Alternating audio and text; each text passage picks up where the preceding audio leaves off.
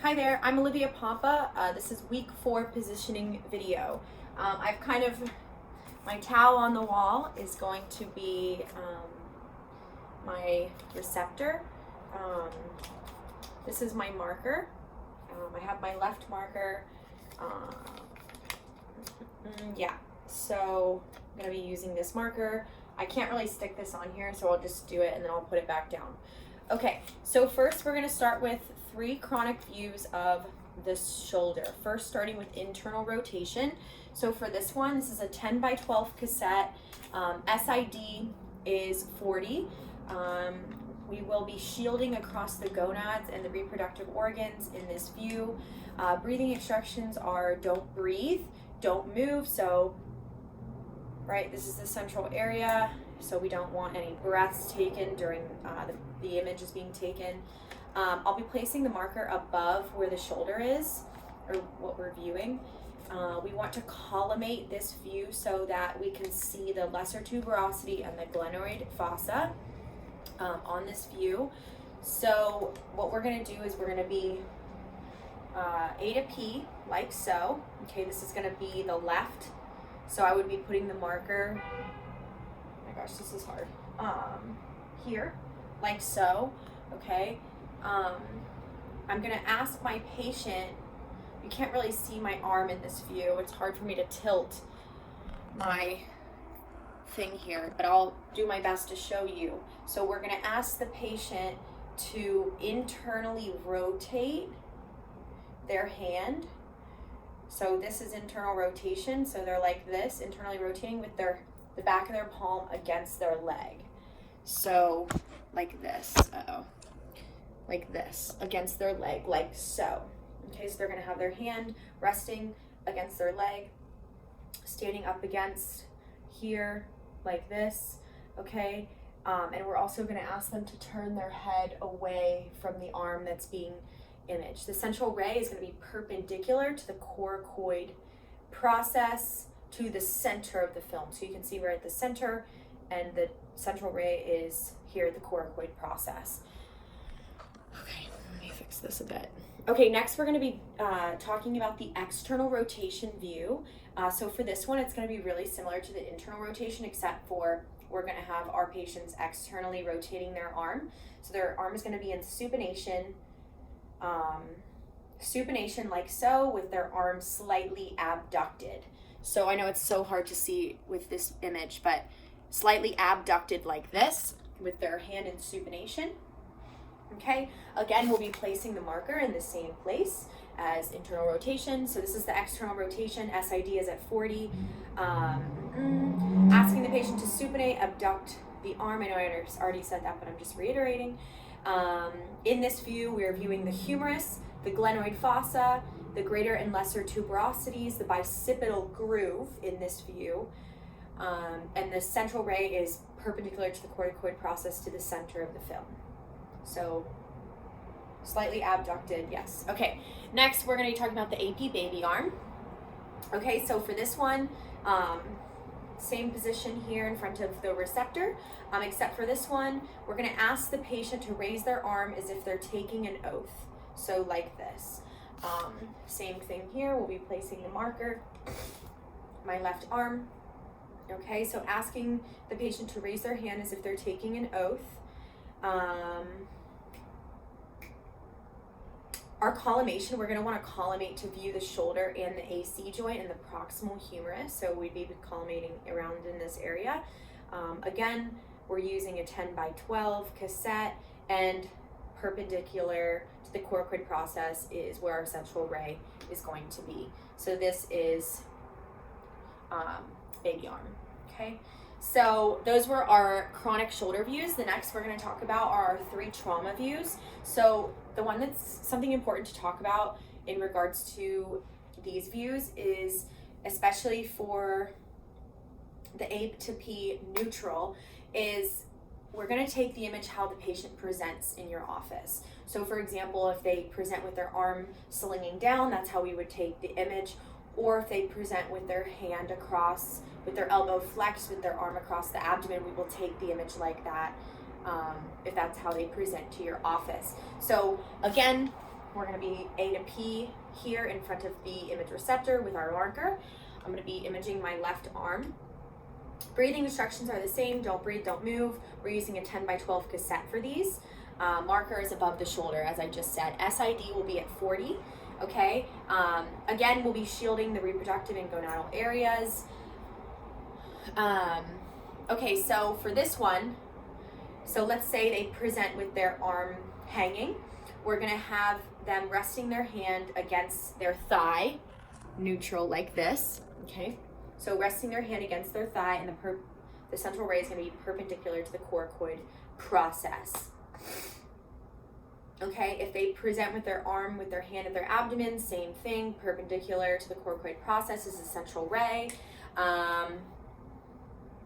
Okay, that is the A to P neutral, how they present to your office. The Grashy, A to P Grashy is going to be an A to P view, just like we just talked about, except we're going to be rotating 30 degrees. So same thing, having my marker here, except we're rotating the body 30 degrees. This is an A to P view with 30 degrees of body rotation, imaging the left shoulder here. And this accomplishes visualization of the lateral glenohumeral joint and A to P proximal humerus. So you will be collimating to this area here. Uh-oh, I'm running out of battery. Let me plug my iPad in really quick just so we don't die here. Okay, still recording. Still recording, yes. Okay, sorry about that. Okay, so this is going to be, right, we're talking about the A to P Grashy view. Okay, and we're accomplishing visualization of the lateral glenohumeral joint and the A to P proximal humerus. Okay, so next we're going to talk about the scapula Y image. So in this image, the patient is P to A, not A to P like we've been doing, with 60 degrees body rotation. So not forgetting our marker here, but I'm going to be doing, oh my goodness, all my stuff is popping up and it's messing up my video.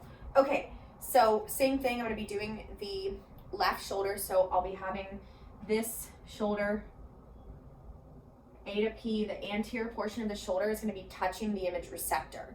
So it's going to be important that we place our marker here.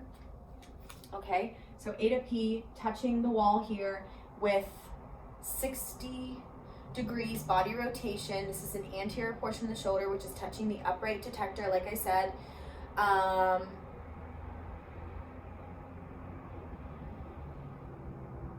Oh yes, so this is really important also, is to have their arm like this. So the side that's touching the image receptor, the side that you're testing, you'll be having their arm like this. They're in this position, like so, so like this, right? And the central ray for this one is different, right? We're pointing it, we're collimating, we want to see this whole scapula and the proximal humerus, but the central ray is going to be 2 inches inferior to the coracoid process. So that's going to be, central ray is perpendicular to the inferior coracoid process. So that is that. Okay, SID is the same. And like I said, central ray is 2 inches inferior to the coracoid process. Okay, now we're going to be talking about clavicle views. So it's important to note that the clavicle views are a 10 by 12 or 12 by 10. We're taking a horizontal view of the clavicle, which we will be collimating around here like this. His breathing instructions are the same. Don't breathe, don't move. Okay, first one we're going to be doing, okay, so marker is going to be here, off to the side, like so. Okay, so we're going to be at the center of the image receptor. Our central ray is going to be perpendicular to the center of the clavicle. So like this, boom, okay. Yes, patient, okay, awesome. And also it's important to note that for this one, we're also going to be rotating the head away from the side being tested. shielding, eye shielding of the gonadal and reproductive areas is super important here. Okay, this is viewing an A to P view of the clavicle. Okay, next view that we're going to talk about is the A to P tilt. Everything is the same like we just did for the A to P clavicle, except that the central ray is going to be at an angle. So it's going to be, the tube tilt is going to be different, and in the tube tilt is 15 to 20 degrees cephalad. So it'll be down here 15 to 20 degrees pointing up to the center of the clavicle, perpendicular to the middle of the clavicle. Okay, in this view, it's important to note that we're viewing the clavicle, which will be free of superimposition of the ribs and the superior border of the clavicle. So no superimposition with this view. That's why we take it. Okay, and last but not least, we have two AEC, so acromioclavicular views that we're going to be talking about here today. Same thing, I'll be using my marker. Okay, and we'll be viewing and collimating to the AC joint. Oh, I'm sorry, this is not correct. I'm sorry. Let me start over on the AC joint. The AC is going to be 14 by 17. And the reason why we do this is to view and compare both AC joints bilaterally. So we use a 14 by 17 so we can look at both AC joints, okay? In these two views, we've got the AP with weights and the AP without weights. So they're both the same, except they're holding weights in that arm versus not. So that's the difference between those two views. So we're standing erect in the middle of the center of the film. So like before we were kind of like this, now we're in the center of the film, and the central ray is actually perpendicular to the midline of the body at the level of the AC joint. So it would be right here.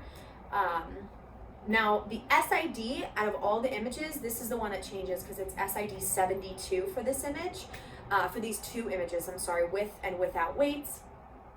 I'm trying to think if there's anything else, but it's important to note that the reason why we're doing this bilateral comparison is so we can look for dislocations, separations, and of course the functioning of each joint. And then of course with weights, we'd be holding weights. Okay, so that is it. We talked about the AC joint views, which is 14 by 17. We've talked about the clavicle views, we've talked about the shoulder views, and we've talked about, two different types of shoulder views, so trauma and chronic. Have a good day. Bye.